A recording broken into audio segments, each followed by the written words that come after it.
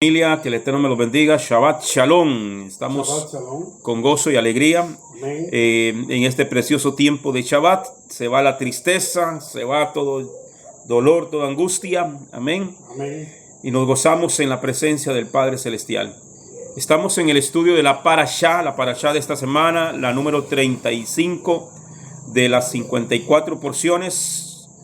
Estamos en la número 35 y esta semana nos corresponde estudiar la parashá Nasó.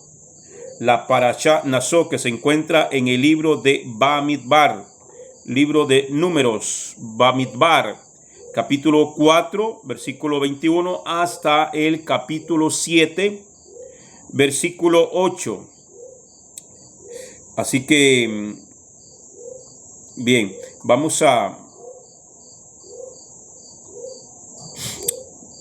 Bien, en la lectura de la Haftará se encuentra en Jueces capítulo 13, versículo 2 al 25. Y en el Brit Hadashah o la Mishnah Nazarita, como se conoce también, en Juan capítulo 8, versículo del 1 al 11. Y en el libro de los Hechos, capítulo 21, versículo 17 al 26. Bien. Como introducción, la palabra Nasó significa levanta. La palabra hebrea Nasó, así como suena, significa levanta. Este término resuena profundamente en la vida espiritual del creyente, simbolizando la idea de elevarse por encima de lo mundano y aspirar a una conexión más elevada con lo divino. En el contexto de la parashá Nasó, refleja la asignación de responsabilidades y la búsqueda de pureza y dedicación, tanto en el servicio al Mishkan como en la vida personal. Espiritualmente, Nasó inspira a los creyentes a asumir sus roles con responsabilidad y buscar la elevación y santificación en su vida diaria. La parashá Nasó incluye el censo de los levitas de Gerson y Merari, las tribus de Gerson y Merari, de las familias de Gerson y Merari, las leyes de pureza y restitución y el ritual para la mujer sospechosa de adulterio. Amén. La sotá describe el voto de los nazareos, que esto lo estuvimos explicando hace unos días atrás, y detalla la bendición sacerdotal de los Kohanim, que los Kohanim deben dar al pueblo. Finalmente, se enumeran las ofrendas de los príncipes de Israel para la dedicación del Mishkan, destacando la importancia de la pureza, la dedicación y la generosidad comunitaria. Amén. Entonces, básicamente, hermano, como introducción, esto es lo que trata la parashá Nasó. La primera aliyá se encuentra en el libro de Bamidbar, capítulo 4, versículo 21 al 37. Y se lee así, versículo 22. Vamos a leer. Números 4, 22. Haz también un censo de los hijos de Gersón y por sus casas paternas según sus familias. Estos son la familia de los levitas, de los descendientes de Moisés. El texto hebreo dice literalmente levanta la cabeza. Aquí se refiere a un censo. La cabeza es levantada delante de Hashem cuando uno es tomado en cuenta. O sea, cuando dice haz el censo sobre Gersón, es levantar la cabeza, es tomar, cuando Dios toma en cuenta, como decir, la familia de Julano de tal, cuéntame a esta familia. Es como decir, los estoy apartando para mi servicio. Amén. Entonces, cuando Dios nos llama a nosotros a servirle a Él, hermano, el trabajo en la obra de Dios, a veces nos gusta el trabajo que nos vean, ¿ya? Figurar. En la figuración allí, donde todo el mundo nos vea, A todo el mundo nos gusta cantar. Yo no canto ni en el baño porque se me va el agua, ¿verdad? Pero el que genere aplausos, algunos atributos, el que lo ponga uno como un estatus mayor, por decirlo de alguna manera, eso todo nos gusta.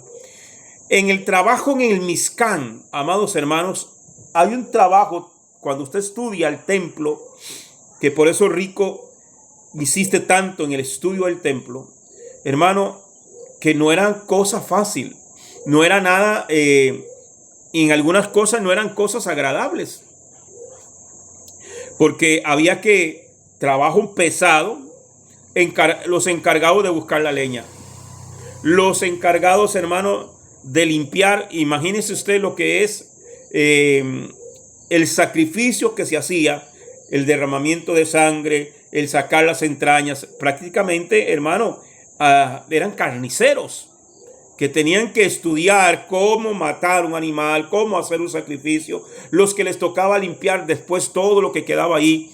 Todo eso, hermano, era un trabajo sumamente pesado. Tal vez en los que están viendo la imagen vemos ahí los levitas bien vestidos, bien trajeados, bien bonitos, hermanos, pero no todo el tiempo. El trabajo en la obra es así. Hay cosas en el trabajo de la obra de Dios, amados hermanos, que como que uno se lo deseara, no, pero es un honor y es un privilegio que Dios nos llame al servicio de su obra. Amén. Por más humilde que sea. Que esto lo hemos estudiado en la escuela del ministerio. ¿Cuál es mi llamado? La gente se esmera por saber cuál es el llamado. Y usted le pregunta, por eso cuando yo antes de iniciar la escuela del ministerio, ¿cuál es su llamado? Unos dijeron, yo soy el pastor, yo soy profeta, yo soy apóstol, yo soy aquí. Nadie dijo, yo soy barrendero. Nadie dijo, yo soy el cocinero. Nadie dijo, yo soy el que lava los baños. ¿Entiende? Que todo eso entra en la palabra ministerio. Porque ¿qué significa la palabra ministerio? La palabra ministerio significa servir. Significa servicio. Somos servidores. Entonces, ¿cuál es mi llamado? Mi llamado es a servir. Hoy podemos predicar, mañana podemos cantar, mañana podemos viajar a las naciones, pero mañana también nos toca lavar los baños, nos toca hacer trabajo de construcción, nos toca. Entonces, hermano, que ese ha sido uno de los problemas dentro del ámbito religioso, evangélico, por decirlo de alguna manera. Que el que canta no quiere barrer porque él es el cantante, él es el ministro. El que es pastor no quiere pagar un clavo, no, porque yo soy aquí el que manda. Y eso, hermano, en eso se refiere el censo. Cuando Dios llama, levanta, nos está elevando, una elevación a servir. Es un servicio al Eterno, a su obra. Y hermano, ese es el privilegio más grande que un hombre y una mujer pueden tener. Amén. Entonces, vuelvo y leo. El texto hebreo dice literalmente levanta la cabeza, así que se refiere a un censo. La cabeza es levantada delante de Hashem cuando uno es tomado en cuenta. Libro de Números, capítulo 4, verso 23 dice, los contarás desde los 30 hasta los 50 años de edad.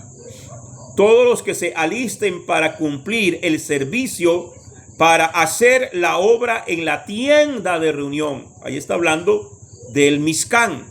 ¿Qué quiere decir aquí? Porque anteriormente hemos visto, dice, que los contara de 20 años para arriba, pero eso era en general a los hijos de Israel, que eran llamados a la guerra, que eran los llamados para ser soldados de 20 años para arriba. Pero en la obra del ministerio se comienza a los 30 años. ¿A qué edad comenzó Yeshua su ministerio? A ver. ¿A qué edad comenzó Yeshua su ministerio? A los 30 es lo que se dice. A los 30 años. A los 30, pastor. A los 30 años, amén. Entonces, es por eso, ¿de dónde se toma? De acá.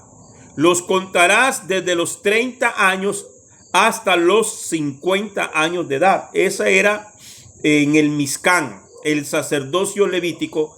Esa era su función. O sea que ellos tenían una vida de 20 años para dedicarse completamente a la obra del ministerio. Amén. Todos los que se alisten para cumplir el servicio para hacer la obra, para hacer el trabajo en la tienda de reunión.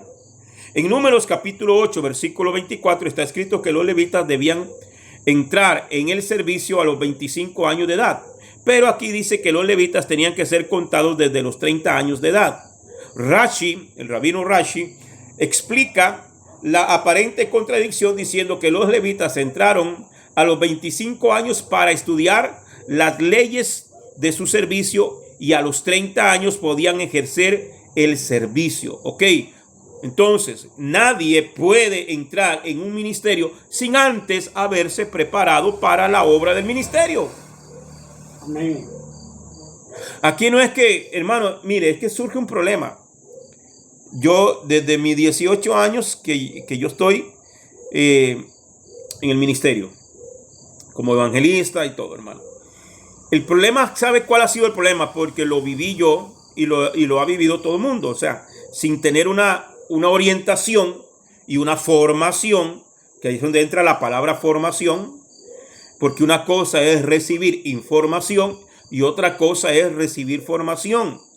Y nosotros necesitamos las dos. Necesitamos la información, pero también necesitamos la formación. Amén. El problema ha sido, hermano, que en el ámbito evangélico, Dios te puede llamar, Dios puede usar a alguien para decirte que te llama a la obra del ministerio. Perfecto. Y te puede decir hasta en qué te va a usar. Entonces, hay gente, hermano, que por llamado directo de Dios se sabe cuál es su llamado. Hay otro que se conoce su servicio al Eterno por medio de sus dones. Entonces, una persona que es buena para cantar, ya usted va visualizando que esta persona, si se pone en la mano de Dios, Dios lo va a usar para que sea un cantor dentro de la obra de Dios. Porque sus dones lo van llevando hacia eso. Pero el problema es, hermano, cuando la gente se quedó con el llamado. Se quedó con el llamado. Y Dios te llamó a la obra. Dios dice que usted va a ser un evangelista. ¿Puede Dios usar a alguien para decirte que te va a usar como un evangelista? Claro que sí. Pero ese es el llamado. ¿Qué tengo que hacer yo cuando Dios me llama?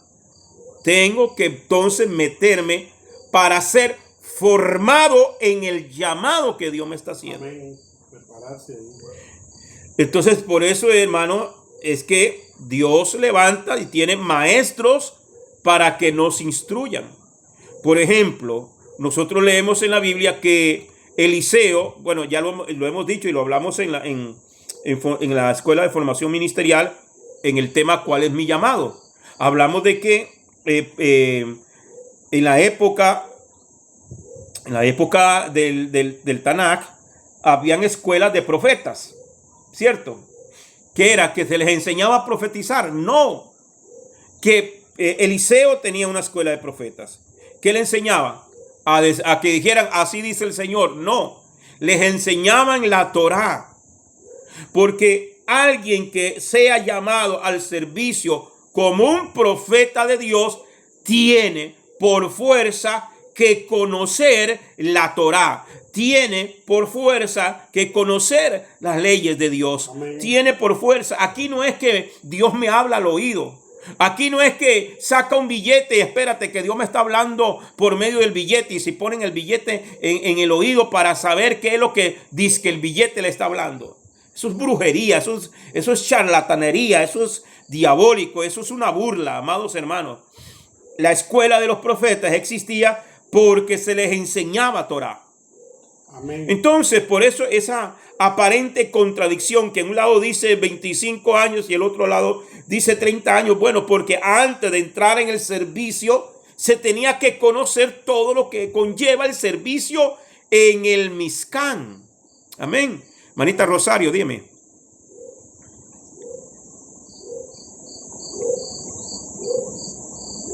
Hermana Rosario levantó la mano. ¿Quería decir algo? Sí, perdón, tenía el micrófono apagado.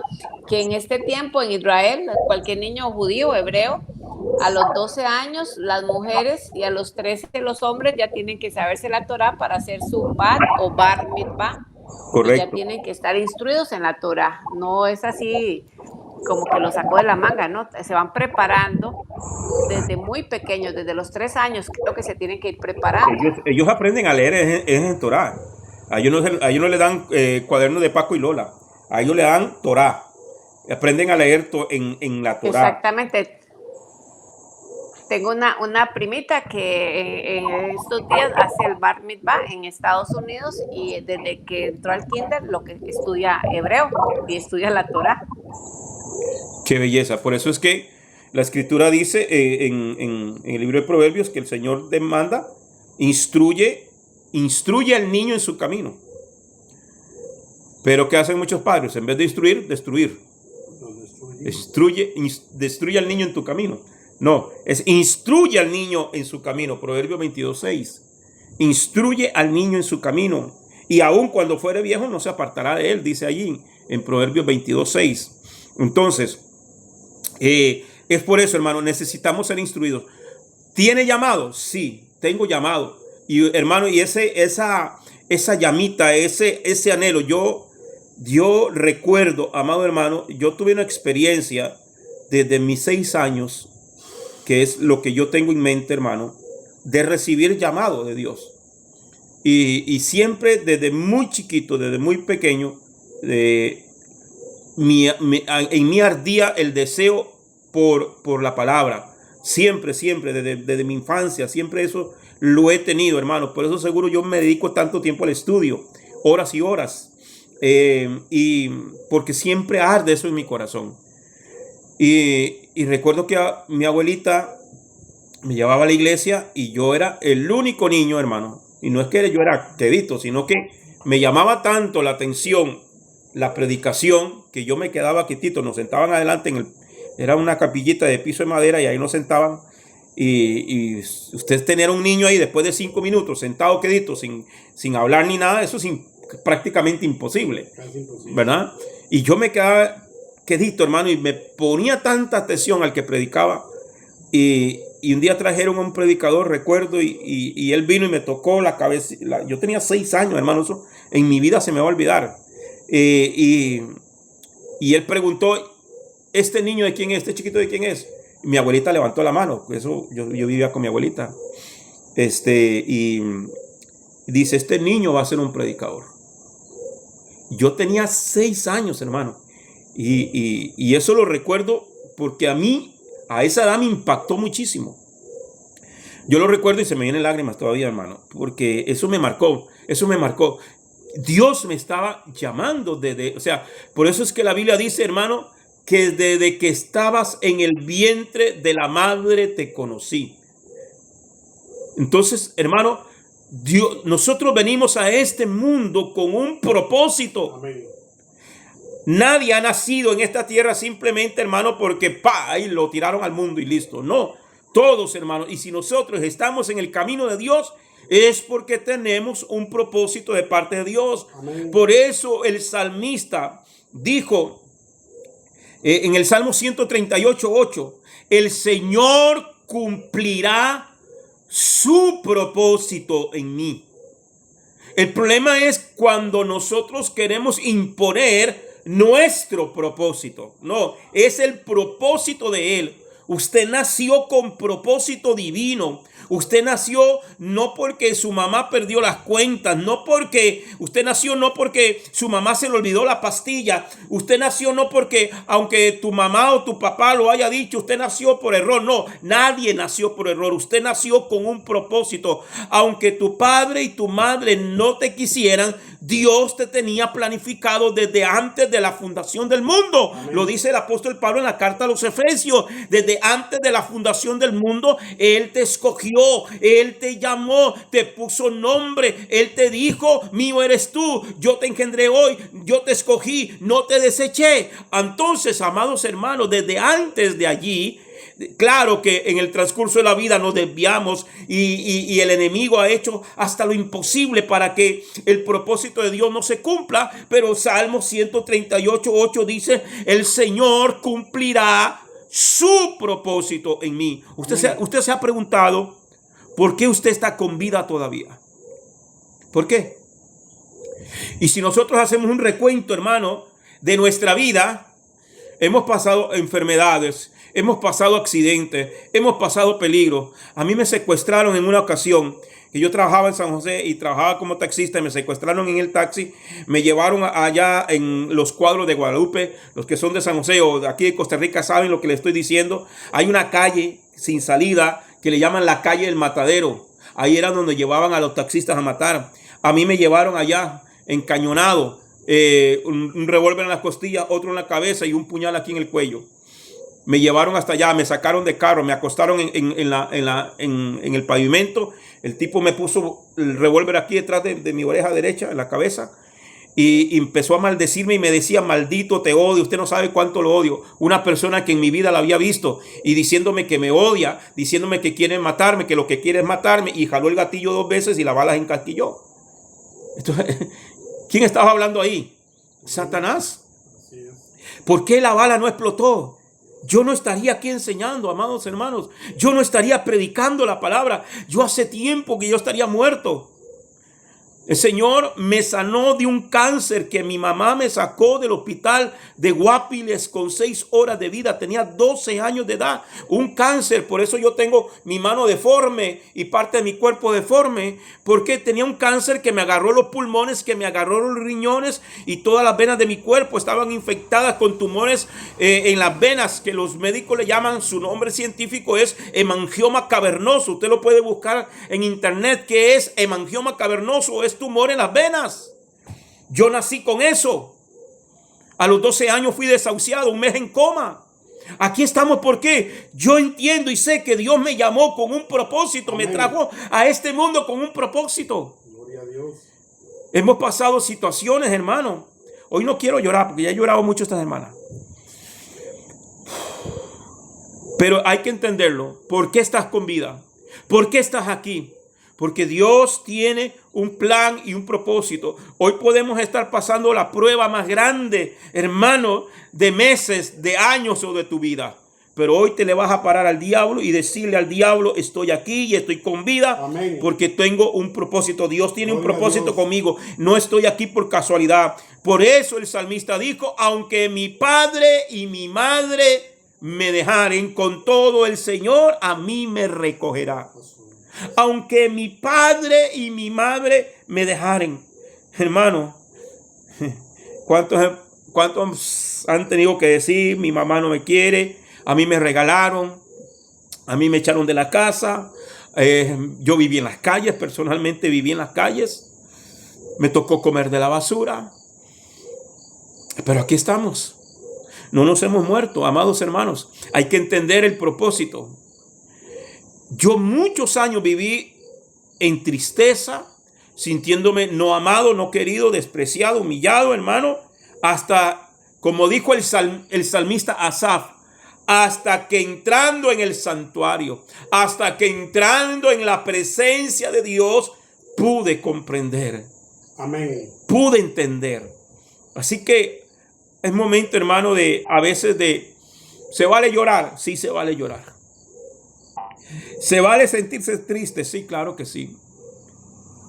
Como yo lo explicaba en estos días, hasta el Señor se sintió triste. Él dijo: mi alma está angustiada hasta la muerte. Se lo dice a un psicólogo y le dice: estás en depresión crónica. Pero él venía con un propósito y él dijo: Señor, que se haga tu voluntad y no la mía. Amén. Amén.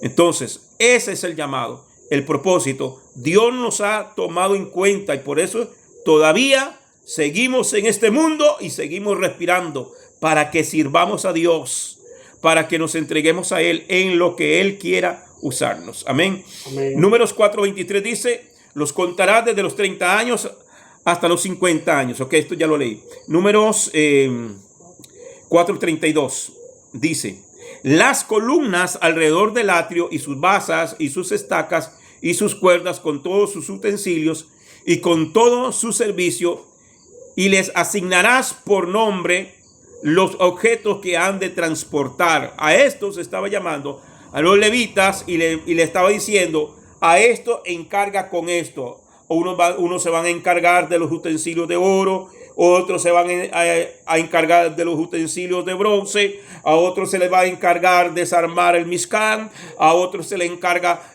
armarlo y desarmarlo, a otros transportarlos, quien le tocaba llevar el arca en sus hombros. Todo un trabajo muy detallado. A todos los estaba llamando, a todos Dios los estaba llamando a cuentas. Y es algo, hermano, que el apóstol Pablo explica cuando Pablo dice que todos somos miembros de un cuerpo. Y es que acaso el ojo, por no ser oído, va a decir no soy parte del cuerpo, o por ser pie y no mano no soy parte del cuerpo. No, todos los miembros tienen una función. Amén. Aquí no podemos decir es que yo quería ser cantante. Yo quería ser cantante, pero hermano, yo canto Un desastre completo. y tiembla la tierra. Entonces, Hombre, cada uno tiene que ubicarse en el llamado, en el propósito que Dios lo está llamando. Amén. Entonces, para evitar querellas y tensiones y malos entendidos, cada levita recibió una orden para saber qué cosa llevar.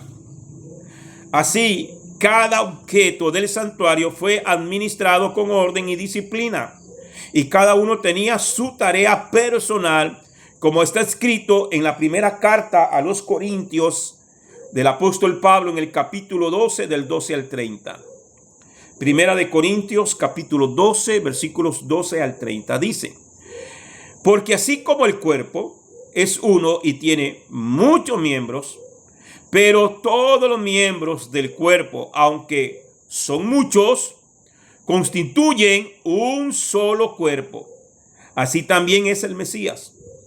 Pues por un mismo espíritu todos fuimos sumergidos en un solo cuerpo, ya judíos o griegos, ya esclavos o libres, a todos se nos dio a beber del mismo espíritu, porque el cuerpo no es un solo miembro, sino muchos.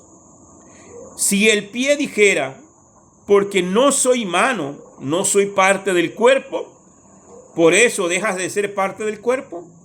Y si el oído dijera, porque no soy ojo, no soy parte del cuerpo, no por eso deja de ser parte del cuerpo. Y si todo el cuerpo fuera ojo, ¿qué sería del oído? Si todo fuera oído, ¿qué sería del olfato? ¿Usted se imagina sin olfato? Qué feo, ¿eh? Ahora bien, Dios ha colocado a cada uno de los miembros en el cuerpo según le agradó. Y si todos fueran un solo miembro, ¿qué sería del cuerpo? Sin embargo, hay muchos miembros, pero un solo cuerpo. Y el ojo no puede decir a la mano, no te necesito, porque ¿cómo hace usted cuando le pica el ojo? ¿Cómo se rasca? así es. Necesitamos la mano, necesitamos los deditos. Nada más no se saque el ojo, ¿verdad? Con cuidadito. Sí. Ahora bien, dice, sin embargo, dice el verso 21, y el ojo no puede decir a la mano, no te necesito, ni tampoco la cabeza a los pies, no os necesito. Por el contrario, la verdad es que los miembros del cuerpo que parecen ser los más débiles son los más necesarios. ¿Cuál es el miembro más frágil del cuerpo? ¿Cuál es? ¿Cuál es el miembro más frágil del cuerpo? A ver, ¿qué dicen ustedes? Yo diría que el ojo, pero estoy inventando. Yo diría que el ojo también. Por eso la Biblia, por eso el Señor cuando dice que Israel, el que toca a Israel es como que si tocase la niña de sus ojos. Ya, lo más delicado, lo que usted más protege. No es cierto que cuando usted siente un golpe o algo que le va a venir a su cara, lo primero que hace uno es cerrar los ojos. Es ese instinto de protección de la vista. Entonces, por eso dice, y las partes, dice verso 22, por el contrario, la verdad es que los miembros del cuerpo que parecen ser más débiles son los más necesarios. Y las partes del cuerpo que estimamos menos honrosas, a estas las vestimos con más honra, de manera que las partes que consideramos más íntimas reciben un trato más honroso, ya que nuestras partes presentables no las necesitan. Mas así formó Dios el cuerpo, dando mayor honra a la parte que carecía de ella. ¿Cierto o no que cuando usted y yo ya comenzamos a usar lentes, cómo amamos nuestros ojos? Y cómo deseamos tener la vista de hace 15, 20 o 30 años atrás. Así es. ¿Cierto? Y ahora tenemos que andar cuidando los lentes, porque a veces se le quiebra la patita a uno. Los primeros lentes yo los quebré porque no sabían y me les senté encima como 3 veces y quedaron torcititicos. Entonces ya uno dice, ya ahora tengo que cuidar no solamente los ojos, sino los lentes también. ¿Cierto? Hay que cuidarlos bastante. Porque son caros, ¿verdad? Sí, los míos ya no les pegaba la patilla. Ok, dice el verso 24, ya que nuestras partes presentables no lo necesitan, mas así formó Dios el cuerpo, dando mayor honra a la parte que carecía de ella, a fin de que el cuerpo no haya división, sino que los miembros tengan el mismo cuidado unos por otros. Y si un miembro sufre, todos los miembros sufren con él. Si no, hermano, vaya y haga la prueba. Agarre un martillo y dese por el dedo gordo de cualquiera. A ver si no le duele hasta el pelo a uno. ¿Cierto? Claro. Entonces, dice, verso 26. Y si un miembro sufre, todos los miembros sufren con él. Y si un miembro es honrado, todos los miembros se regocijan con él. Ahora bien, vosotros sois el cuerpo del Mesías. Amén. Amén. Y cada uno individualmente un miembro de él. Y en la congregación, Dios ha designado primeramente emisarios. En segundo lugar, esa palabra emisario es apóstol, enviados. En segundo lugar, profetas. En tercer lugar, maestros. Luego, milagros. Después, dones de sanidad. Ayudas, administraciones. Diversas clases de idiomas. ¿Acaso son todos apóstoles? No. ¿Acaso son todos profetas? No. ¿Acaso son todos maestros? No. ¿Acaso son todos obradores de milagros? No. ¿Acaso tienen todos dones de sanidad? ¿Acaso hablan todos lenguas? ¿Acaso interpretan todos? Y este verso 30, hermano, es uno de los que la gente, y sobre todo en el ámbito pentecostal, del ámbito evangélico, dice que si usted no habla en lenguas, usted no tiene el Espíritu Santo. Eso es falso. Porque nosotros recibimos al Espíritu Santo desde el momento en que venimos a Yeshua. Es más, Amén. es el Espíritu Santo el que nos guió a Yeshua. Amén. Amén. En Efesios capítulo 4, versos 15 y 16 dice, sino que hablando la verdad en amor, crezcamos en todos los aspectos, en aquel que es la cabeza, es decir, el Mesías, de quien todo el cuerpo, estando bien ajustado y unido por las cohesiones con las coyunturas que las coyunturas proveen, conforme al funcionamiento adecuado de cada miembro, produce el crecimiento del cuerpo para su propia edificación en amor. Esto nos enseña acerca de la importancia de organizar cada detalle que un pueblo y una congregación, una empresa o una casa. Cuando la casa está desordenada es porque hay falta de organización y falta de disciplina para cumplir las normas. Para poder tener una casa en orden, es necesario que cada objeto tenga su propio lugar. Entonces, mire, hermano, una de las cosas aquí que quería decirle, yo he conocido gente, hermano, que tiene mucho conocimiento, pero no le gusta impartir el conocimiento. El conocimiento que usted y yo aprendemos no es para llenar nuestro ego, es para hacer crecer el cuerpo del Mesías. Amén. ¿Qué pasaría si la cabeza es más grande que el cuerpo. ¿Cómo se ve? Es un fenómeno. Con hidrocefalia. Como con hidrocefalia. Es decir, entonces, todo el cuerpo necesita crecer parejo.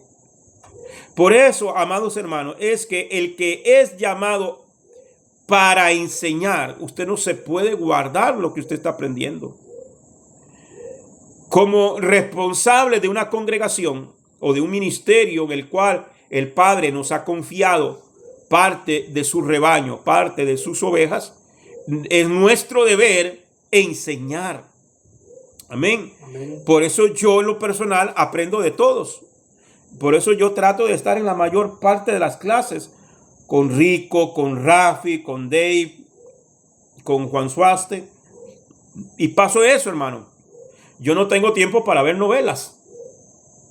No tengo tiempo para estar viendo cosas. Paso más tiempo. Ahí, hermano, cuando usted se ocupa en aprender, en estudiar, en recibir y luego enseñar, usted no tiene tiempo para el chisme. Usted no tiene tiempo para los celos. Amén. Usted no tiene tiempo para la envidia. Usted no va a envidiar a los hermanos. Yo no envidio a Dave, aprendo de Dave. Yo no envidio a Rico, aprendo de Rico. Yo no envidio a Suaste, aprendo de Suaste. Amén. Yo no envidio a Rafi, aprendo de Rafi, de la hermana Lisa, de cada uno de los maestros que tenemos, hermano, aprendemos. Amén. Pero cuando usted ve ya, hermano, esa tiradera, y eso se está hablando mucho en Raíces Hebreas. Hoy en día, hermano, es algo, a Rico le tiran mucho por el sistema educativo que él tiene, hermano, y el problema es que de allá venimos, del otro campamento es, Dios me reveló, Dios me dijo, sin estudio, sin preparación, sin materia. Ahora aquí estamos en el nivel SOT, en el nivel secreto. Y entonces con ese nivel es lo mismo decir Dios me está revelando. No, hermano, hay que prepararse, hay que estudiar la palabra para poder tener bases suficientes, hermano, para evangelizar. Amén. Y para evangelizar a los de afuera. Pero ¿sabe qué me he dado cuenta yo en estos últimos 4 o 5 años? Que hay que evangelizar más a los de adentro que a los de afuera. Así es. Eso es lo que yo me he dado cuenta. Estamos de acuerdo. Amén. Que la iglesia o los llamados iglesias son los que hoy más necesitan escuchar realmente el mensaje correcto de la palabra. Amén. Porque si no, hermano, enderezamos lo de adentro, ¿cómo vamos? ¿Qué luz vamos a ir a dar afuera? ¿Qué vamos a enseñar a los demás?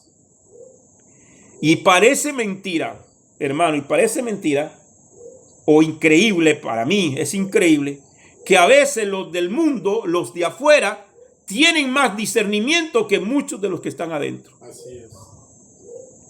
Porque la gente de afuera no es tonta. Quizá no conoce Biblia, pero no es tonta. Y saben discernir. No, ese es un charlatán. Y mientras que otros aquí le aplauden. Eso es un peligro. Porque sin conocimiento de la palabra no vamos a tener, hermano, cómo nosotros filtrar las cosas. Y aquí no es decir amén por decir amén, sino, amados hermanos, es con bases bíblicas. Amén. Entonces, Números 4:36 dice, Números 4:36. Y los enumerados por su familia fueron 2,750. 2,750. De los 8,600 levitas de la familia de Kenat, podían servir 2,750, que son el 32%. Segunda Aliyah, Bamidbar 4:38 al 49. Dice, Números 4:40. Los enumerados por sus familias, por sus casas paternas, fueron 2,730. O sea, de los 7,500 levitas de la familia de Gerson, podían servir 2,630. De esta familia de Gerson, ellos componían, eran 7,500. De esos 7,500, 2,630 podían servir como levitas, el 35% de su familia. Números 4:44. Los enumerados por su familia fueron 3.200. De los 6.200 levitas de la familia de Merari. Esta es la familia de Merari. Merari tenía una familia de levitas de 6.200. Y de estos 6.200, 3.200 podían servir. Un 52%. Números 4:47 al 48 dice: de 30 años en adelante hasta los 50, todo el que podía enlistarse para servir y hacer el trabajo de transportar la tienda de reunión fueron 8.580. De los 22.300 levitas que habían en las tres familias, podían servir 8.580, que son el 38%. El resto era menor de 30 años o mayor de 50 años. Números 4:49. Fueron contados conforme al mandamiento de Hashem, dado por medio de Moshe, cada uno según su ministerio o según su cargo. Y estos fueron los enumerados, tal como Hashem había ordenado a Moshe. Cada uno tenía un cargo, una responsabilidad. Nosotros tenemos que ubicarnos en nuestro cargo y en nuestra responsabilidad. Amén. A veces queremos algo más cuando no hemos sido ni siquiera responsables con lo que se nos ha encargado. Amén. Cada uno tenía un cargo y una responsabilidad, un trabajo que hacer. Una de las cosas más importantes para cualquier administración es que cada persona sepa exactamente qué cargo tiene. Y aquí nadie usurpaba el cargo del otro. Cada uno sabía, hermano. Aquí no, y que nadie tenía que, mira, a usted le toca hacer esto. No, yo sé lo que me toca hacer. Cada quien conocía su responsabilidad. Cada quien debe conocer su responsabilidad y hacerla tal cual. Amén. Entonces, por eso es que, hermano, no podemos aspirar a más si no somos fieles en lo que se nos ha encargado. Por eso es que el Señor dijo: si en lo poco me eres fiel, en lo mucho te pondré. Y a veces, hermano, queremos allá arriba cuando no hemos sido capaces de barrer el piso aquí abajo.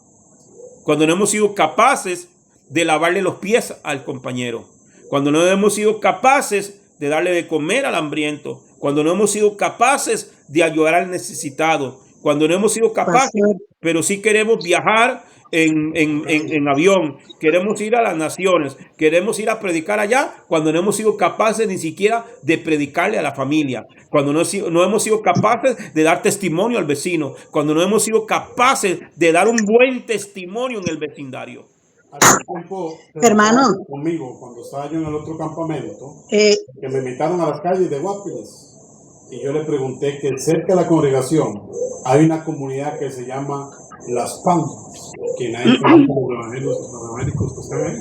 Sí. Vamos a ir a hacer nosotros a Guapiles. Exacto. La gran cantidad de necesidad que hay en la comunidad donde vivimos. Y Exactamente. así la gente quiere etiquetas para El Salvador, Guatemala, Honduras. Sí. Porque no sé cuál será ese título, pastor, tal vez usted que viajó. ¿Por qué un título es que viera que andaba predicando en México? O sea, con el conocimiento que nosotros tenemos, vamos a ir a México. ¿A quién vamos a ir a impresionar? Es más por ego que por otra cosa, hermano.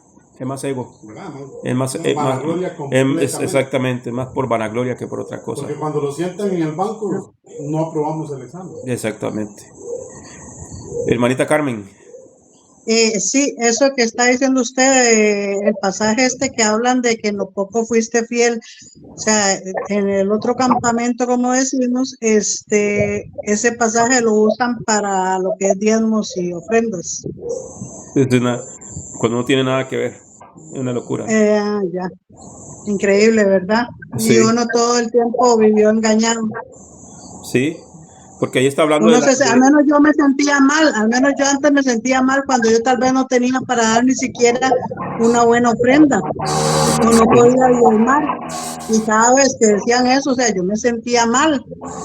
Y hoy por hoy ya entiendo el por qué, ¿verdad? O sea, que uno no es como se nos decía.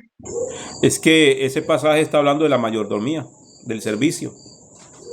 Puedes decir, lo poco me eres fiel, en lo mucho te pondré. Y está hablando, en ese pasaje está hablando de los talentos y de hacer el trabajo, la obra. Entonces, sí, se saca totalmente de contexto. Hermanita Rosario, dime. También bueno, los diezmos son para el templo. Nosotros tenemos que darse de acá y ayudar a la persona quien nos da, digamos, nos alimentamos. Pero también las mujeres, el diezmo lo llevaban los hombres. Corríjame si me equivoco, More, que las mujeres ayudamos, damos de acá, pero no el diezmo. Y Sí. sobre todo las mujeres solas, sin marido, le corresponde al marido dar el diezmo.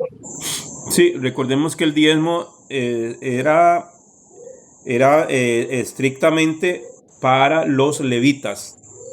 Levitas, sí, en el Sí, templo. para los levitas. O sea, recordemos que el Eterno separó a Leví, a la tribu de Leví, para el servicio en el Mizcán o en el templo. Entonces, como ellos no se dedicaban al trabajo de sembrar la tierra ni nada para mantener a su familia, la nación de Israel estaba obligada a traer los diezmos. Habían 3 tipos de diezmos. Si la gente se enoja con uno, ahora imagínese que usted le diga que hay 3 diezmos. Sí. Entonces, De hecho, en el antiguo campamento que yo estaba, cobraban el diezmo, pero casi que exigido, más y da el diezmo del diezmo, que yo, pero ¿qué es esto, Dios mío? es que sí, es que eso es otro tema. El diezmo del diezmo le tocaba darlo a los levitas. Los levitas recibían el diezmo y ellos estaban obligados a sacar el diezmo de ese diezmo que ellos recibían. Sí, todo era para los levitas, para el templo, para los sacerdotes. Ahora lo entiendo, pero antes a uno le metían gato por liebre, como decían, y uno como no conocía el templo, uno caía en la trampa y decía, ay, sí, estoy haciendo mal. Por eso es tan importante estudiar el templo. Correcto. Y además de eso, que teníamos una ceguera tal cual, que lo leíamos y lo leíamos y lo leíamos y lo pasábamos por encima. Y nos quedamos con la explicación que el que está allá arriba nos la dio. Y yo entiendo a veces, hermana, de que en esto no quiero ser abogado del diablo, pero hay muchos pastores muy honestos y muy trabajadores y muy fieles y gente muy, muy entregada. El problema es que, como le digo, teníamos una ceguera que no mirábamos a plenitud todo el panorama de la Biblia. Por ejemplo, yo estuve en 3 institutos bíblicos. Me gradué en los 3 institutos bíblicos y estudiando Biblia por más de 30 años. Por más de 30 años. Sí, ya te la sabía toda. Y cuando, por ejemplo, cuando el Señor me habla a mí, cuando me trajo acá, y que me habló por el sueño y que estudiara Parashá, yo ni siquiera sabía que existía la palabra Parashá. Y cuando yo comienzo a estudiar y Dios me dio la oportunidad a entrar a estudiar, yo decía, pero es verdad, ahí estaba. Y yo prediqué esto y lo prediqué así y lo prediqué así, hermano. Y a veces por no leer un poquito más, no nos llegó la luz. No, y el Eterno tiene un tiempo para todo, porque cuántas veces no leímos también sobre el Shabbat. Y sí, hay que guardar el Shabbat, y sí, uno seguía guardando el domingo, y lo leía, el 4º mandamiento, y seguía uno No, pero es que, y ¿sabe cuál era el problema, hermana Rosario? Que nos dijeron, Cristo es nuestro reposo. Y entonces Exacto. Entonces ya el Shabbat quedó a un lado. ¿Ya? Y como entonces metieron el cuento, y esa doctrina no nace en la iglesia evangélica, esa doctrina nace en la iglesia católica, que el Señor resucitó domingo y entonces ahora ese es el día del Señor. Y nunca nos pusimos a hacer las cuentas porque no calza tampoco. No, ni calzan tampoco.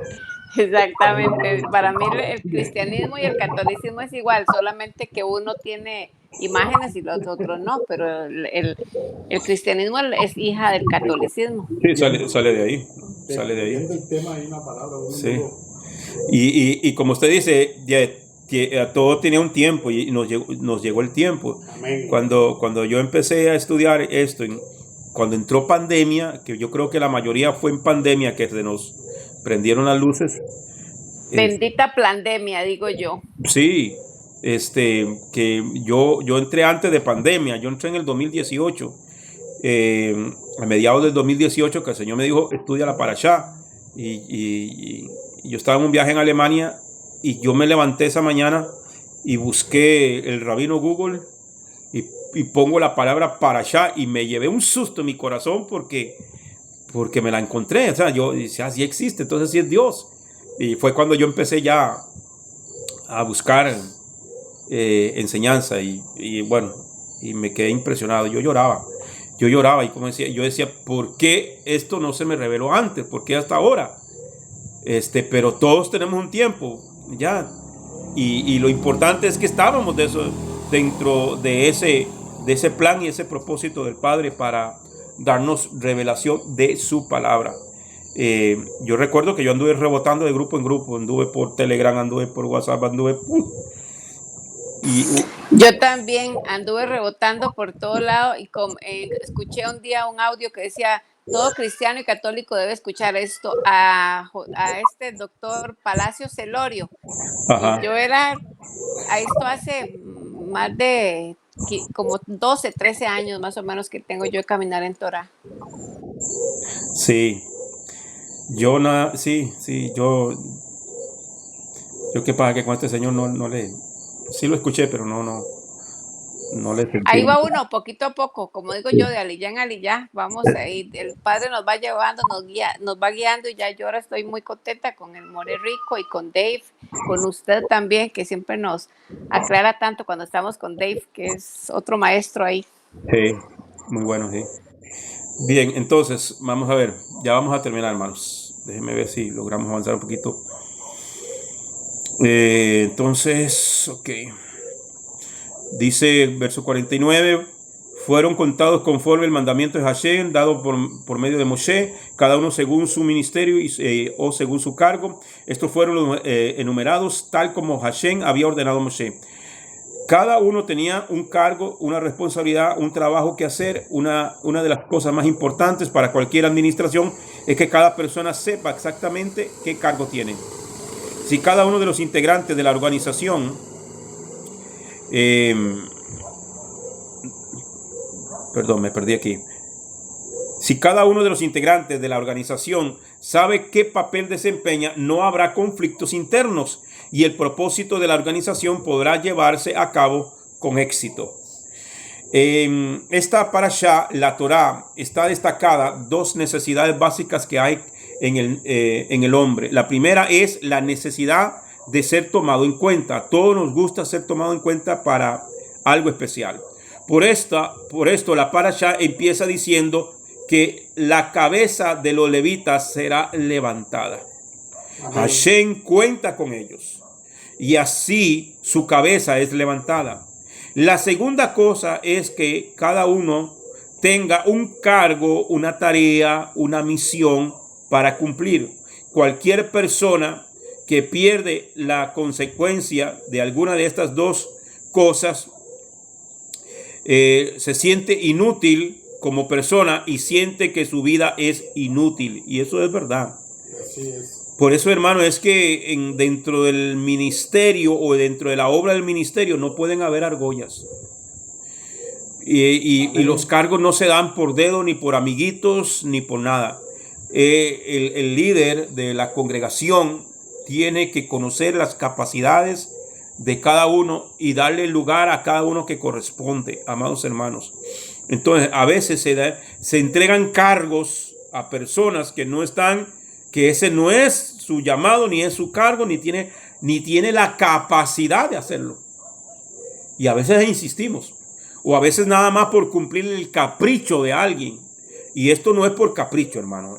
Esto es el líder o el pastor, como quieras llamarse, tiene que tener, hermano, el discernimiento y la dirección del Espíritu Santo para poner en el cargo a la persona que realmente amerite ese Amén. cargo. Amén. Si nadie cuenta contigo, ¿por qué vivo? Si no tengo nada importante que hacer, ¿para qué vivo? Lo que hace que una persona se siente importante es que sea tomada en cuenta y que tenga un cargo.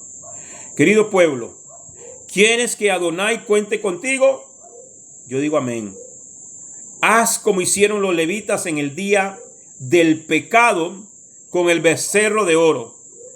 Cuando todo el mundo estaba siguiendo la corriente de este mundo, ellos respondieron al llamado que dijo: el que esté por Adonai, venga a mí.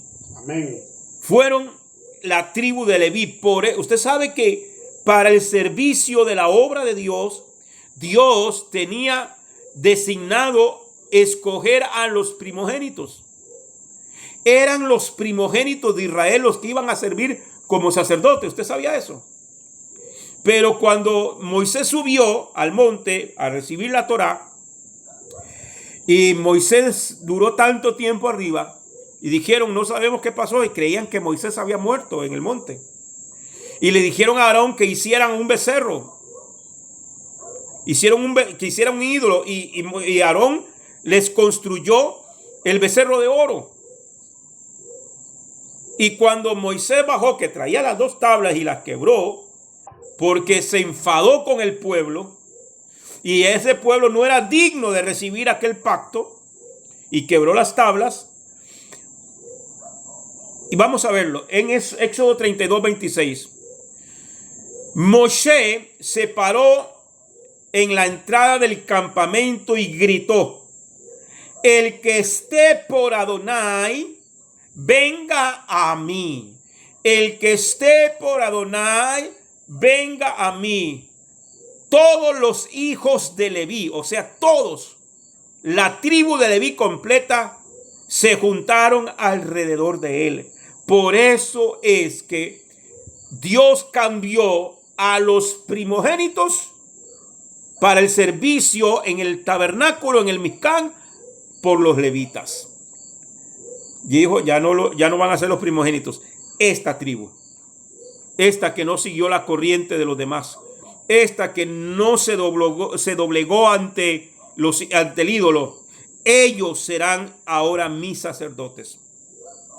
Los levitas dijeron no al pecado y se presentaron ante Moshe, el representante de Hashem. Por esto fueron recompensados con estos censos que les tomó en cuenta a cada uno de una manera especial. Además, recibieron cargos importantes en la tienda de reunión. Por eso vuelvo y hago la pregunta: ¿quiere usted ser tomado en cuenta por Hashem para el servicio de la obra? Amén. Tiene que estar como los levitas.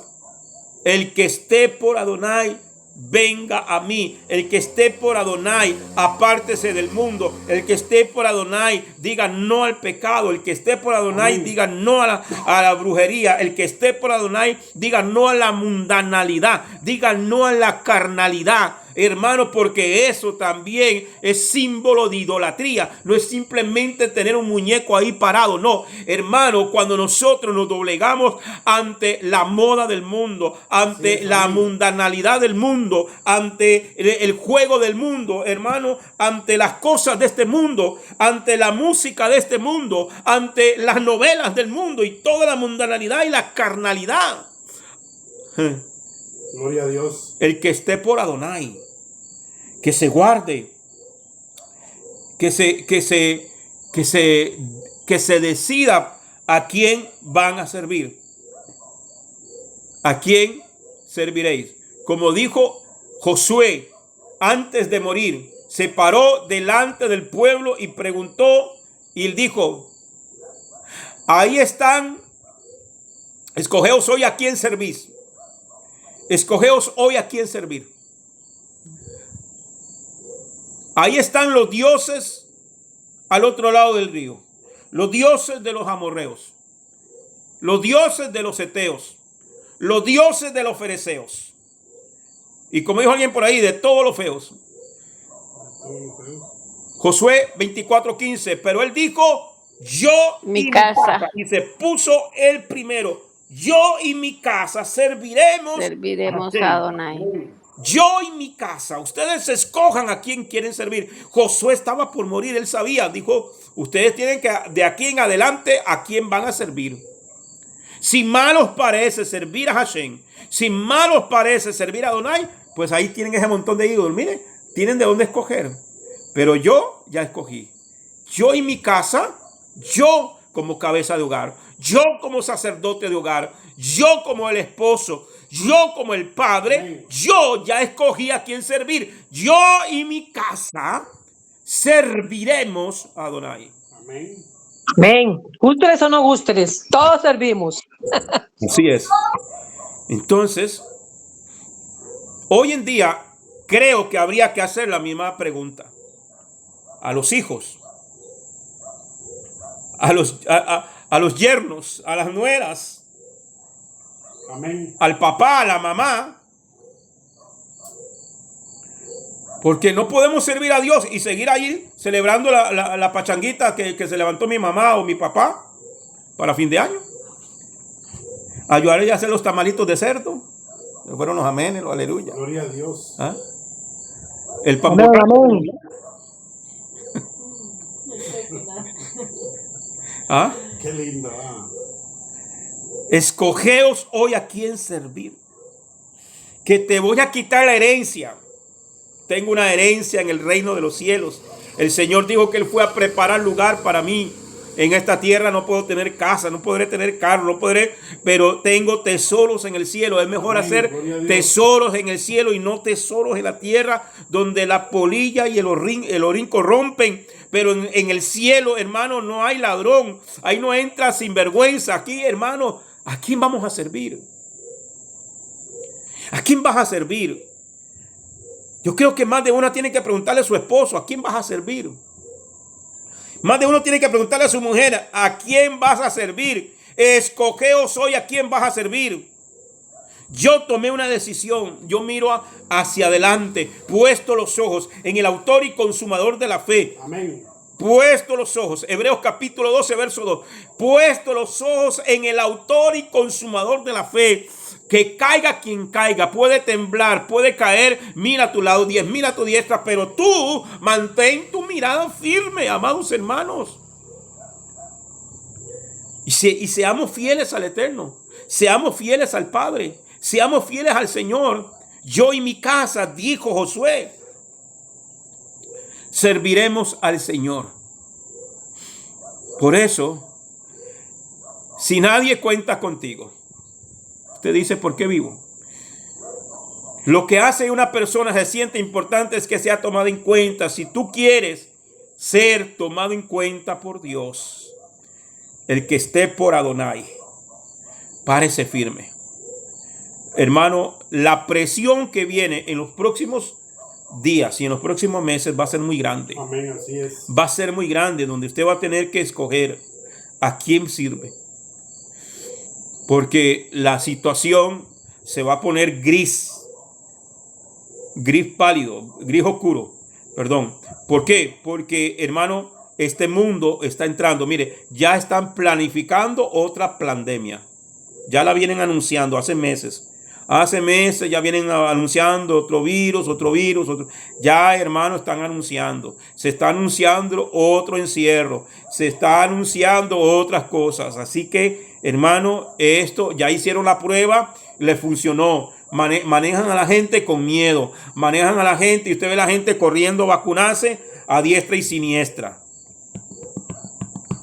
Lo puedo decir ahorita, antes que quizás me bloqueen este video en YouTube, pero no importa.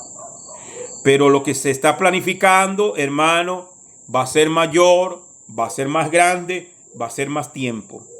Así que escogeos hoy a quién servir. Amén. Yo y mi casa serviremos al Señor. Entonces, por eso fue que el Señor escogió a los levitas. esto nos enseña que todo aquel que entrega su vida a Hashem recibirá uno o varios cargos importantes para su vida. Naciste para servir a Hashem. Amén. Si no te presentas ante Él, cuando todo el mundo va en dirección contraria, no podrás ser contado entre los justos. Tampoco podrás cumplir el propósito que el Eterno tiene preparado para tu vida. Eres importante para Él y Él tiene un cargo muy personal para ti. Búscalo y vívelo, y así nunca caerás, como está escrito en 2 de Pedro capítulo 1 versículo 10, y con esto cierro. Dice: así que, hermanos, sed tanto más diligente para hacer firme vuestro llamado y elección, porque mientras hagáis estas cosas nunca tropezaréis. O sea, ¿qué está diciendo Pedro aquí? Sea diligente, o sea, sea sabio, sea diligente para hacer firme vuestro llamado. Afírmate en el llamado que Dios te dio. Amén. Afírmate fuerte, tómate fuerte, sé diligente en vuestro llamado y elección, porque Dios te escogió para algo. Porque mientras hagáis estas cosas no tropezaréis, no vas a caer. Si te mantienes firme sirviendo a Dios, no vas a caer. El problema es cuando aflojes y te acomodes al sistema de este mundo. Bien, amados, vamos a dejarlo aquí. Vimos 2 aliyah. Mañana, si el Eterno lo permite, 5:30 de la tarde, trataremos de darle fin a esta enseñanza. Y a las 7 de la noche tendremos la escuela del ministerio. Amén. Material de examen veremos mañana. Bien, si hay alguien que quiera comentar algo o alguna pregunta, amados hermanos, y si no, oramos y despedimos. Pastor, claro, muy clara la clase, y a tomar decisiones sabias. Sí. Porque lo que usted está diciendo, pues, va a ser fuerte. Va a ser fuerte. Aún el trabajo se vean muchas cosas que ya están organizando las cabezas de mando por lo que puede pasar. Dice la Biblia que el camino angosto. Esta tarde conversaba con una hermana que me escribió, me habló, y hablando de pruebas, hermano, y uno sondea, y todos estamos pasando cosas, todos en este momento, todos, hermano. Yo sé que si yo los pongo a ustedes y a contar testimonio aquí, quizás terminamos llorando todos, ¿verdad? Y hacemos vigilia. Y la vigilia del lamento la podríamos llamar, ¿verdad? pero hermano, ¿por qué? Porque estamos pasando. El mundo nos desprecia. Eso hay que entenderlo así. El que quiera amor del mundo, pues va a tener que negar al Hijo. ¿Ve? El mundo los desprecia porque desprecian al Señor. Yo le decía a la hermana, ya el camino angosto ya no es angosto, ya el camino es estrecho. Hermano, y en el camino angosto, en ese camino angosto y estrecho, hay paqueticos que no caben. Ya, usted va a pasar ahí. Y es más, los que estamos un poquito medio pasoncitos, vamos a tener que meter un poquito la panza para poder pasar. Entonces, hay salvequitos que venimos cargando que no van a pasar. Y tienes que tomarte la decisión. O sueltas el paquete y pasas, o te quedas con el paquete y te vas. Y pierdes tu salvación y pierdes tu bendición. Y el mundo nos va a ir estrechando cada día más. Cada día más. Y cada día más nos vamos a ir quedando solos. Correcto. Cada día más. Temprano tuve la oportunidad de conocer a una persona y me dijo, me llamó la atención andar con unos que el muchacho. Ajá. Y me dice, mi hermano, yo hubiera sabido lo que era esto, no me hubiera metido. Yo le predicaba a más de 700 personas de aquel mundo, 7 estudios, no sé qué me habló, y tengo teología, y ahora que estudio raíces hebreas, le predico a 6. Hay días que no tengo que comer, hay días, la plata me sobraba, carros de último modelo en aquel tiempo. No estaba hablando conmigo usted, no. Digo, yo me quedé callado, digo, estoy curioso, ¿verdad? Esto no es fácil. No, no es fácil. Esto no es fácil. Esto es fácil para los que se disponen. Yo le voy a decir algo, hermano. No es fácil, pero yo no podría decir lo que él dijo, me arrepiento. Yo no me arrepiento. Sí, después terminaba hablando y me dice, pero no cambio. Sí. 33 años, por 11 años que llevo sirviendo la Imagínate. gracia al Eterno. Imagínate. Entonces sí, pero hay que, esto no es fácil, pero hay que pararse firme. ¿Qué pasa? Yo, hermano, mire, no sé por qué la Biblia dice que algunos morirán y serán entregados a la muerte. Y hoy, el día de hoy, yo le pido al Señor que yo prefiero morirme antes de perderme. Y yo le digo, Señor, si tú me tienes para lo que sea. Yo hablaba con mi esposa en estos días y yo le decía a ella de que yo recuerdo cuando yo trabajaba en Faro del Caribe, en esa época, estoy hablando ya hace 10 años, más de 10 años atrás, iniciando Faro, 2009 por ahí, 2008, 2009 me acuerdo. Y había un hermano que trabajaba en Canal 7, una amistad, hicimos amistad. Y él me llamaba, él trabajaba con Telenoticias y así. Entonces él me llamaba y me decía, como yo tenía programa a la medianoche de oración, él me llamaba y me decía, pastor, dice, oremos porque en la Asamblea Legislativa quieren pasar esta y esta ley. Cuando se empezó a hablar del matrimonio igualitario.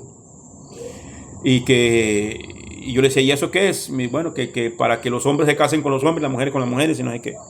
Quieren aprobar esa ley. Hermano, y a mí se me salió lo pentecostal. Y empiezo a reprender diablos y demonios a diestra y siniestra. Hermano, y puedo decir que a mí Dios me habló. Esa madrugada. Y me dijo, no ores así.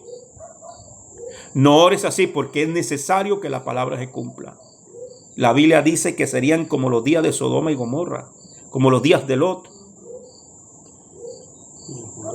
Entonces, hermano, hay cosas que por eso la Biblia dice, pedís y no recibís porque pedís mal. Hay que saber pedir. Lo que está escrito se tiene que cumplir. Usted por una oración, usted no va a cambiar el plan y el propósito de Dios. Entonces, el Señor me habló esa noche y me dijo, esa madrugada, me dijo, ora para que mi pueblo se afirme. Amén. Para que mi pueblo se afirme. Porque voy a probar el corazón de muchos por medio de esto. Y eso es, hermano. Entonces, hay cosas que ahora con la cuestión de la guerra y todo eso, hermano, son cosas que están escritas, se tienen que dar. Y esta ni siquiera es, esto está empezando. Entonces, ¿cuál debe ser nuestro enfoque de oración? Que yo me mantenga firme.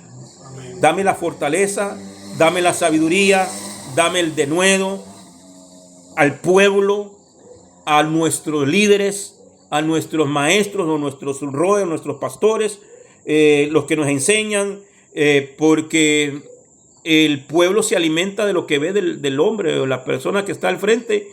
Y si usted me ve aquí, hermano, yo no sé ni qué hacer, y usted me ve predicando a mí con puertas cerradas aquí porque me da miedo que me van a volar balas, ¿qué va a decir usted? Sí, claro. ¿Qué le va a decir? Marlene le va a decir, no, mejor ni vayamos ahí. Sí, por eso, imagínense. Sí, es el pastor como las ovejas. Exacto, entonces, hermano, queremos orar, ok, sí, se van a dar las cosas, si leemos profecía, nos vamos a dar cuenta que esto, hermano, va a ir de mal en peor. Día a día. ¿Ya? Y hay algo que se llama daño colateral, ¿ya? Porque el mundo tiene que recibir su juicio, su castigo, pero mientras estemos en esta tierra vamos a recibir, aquí cae una bomba y ¡pum! La onda expansiva va a dañar las casas alrededor, los edificios alrededor, se revientan las ventanas y todo, aunque no eran para ellos. Entonces, nosotros tenemos que pararnos firmes. Yo recuerdo que en esa madrugada Y Alexander me decía, hermano, oremos para que no se apruebe esa ley, oremos para que esto. Y yo le dije esa mañana, al día siguiente le dije, hermano, ¿sabes una cosa? A mí Dios me hizo entender esto y esto y esto y esto. Y me dijo, tienes razón, hermano. Tenemos que pararnos firmes. Hermano, ¿por qué? Porque cuando comenzó a dar esto, muchos pastores llegaron a dar a la cárcel porque las parejas homosexuales venían para que los casaran. Porque ahora si usted desprecia a uno de ellos, usted lo acusan, hermano, que vas contra los derechos humanos y te aplican todo lo que son derechos humanos y te meten hasta la cárcel. Conocí a una persona, una jueza, era jueza en Colombia, que prefirió renunciar a su cargo antes de extender el permiso a una pareja gay.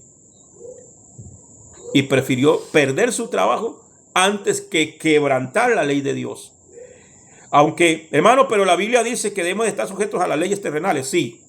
Pero ninguna ley terrenal está por encima de la ley de Dios. Amén. El día que la ley terrenal pase por encima de la ley de Dios, yo no me sujeto a esa ley terrenal.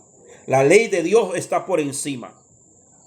Amén. Entonces tenemos que tener ese cuidado. Bien, amados. Entonces vamos a pedirle a la hermana Rosario que nos despida en oración en esta noche. Amén. Amén, amén. Oh Padre, gracias.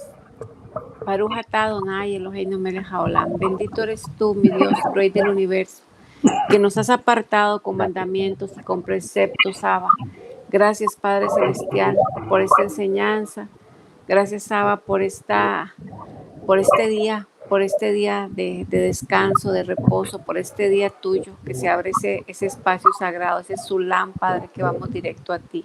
Gracias, Abba, por nuestro Roe, por don William, por esta enseñanza. Gracias para cada uno de los que aquí estamos, Padre. Bendice a cada uno de ellos, sus familias, Padre Celestial. A este remanente, Padre, guárdanos, cuídanos, protégenos, líbranos del mal y líbranos del maligno, Padre. Que el Ruach de Adonai siempre esté con nosotros, camine con nosotros y nos ayude, Padre, a ser cada día mejores, a caminar cada día más en santidad, en obediencia, Padre Celestial. Gracias, Abba. En el nombre de Yeshua, nuestro Mesías. Amén y amén. Amén. Shalom, familia. Shabbat shalom. Buenas noches a todos. Shabbat shalom. Shabbat shalom. Amén.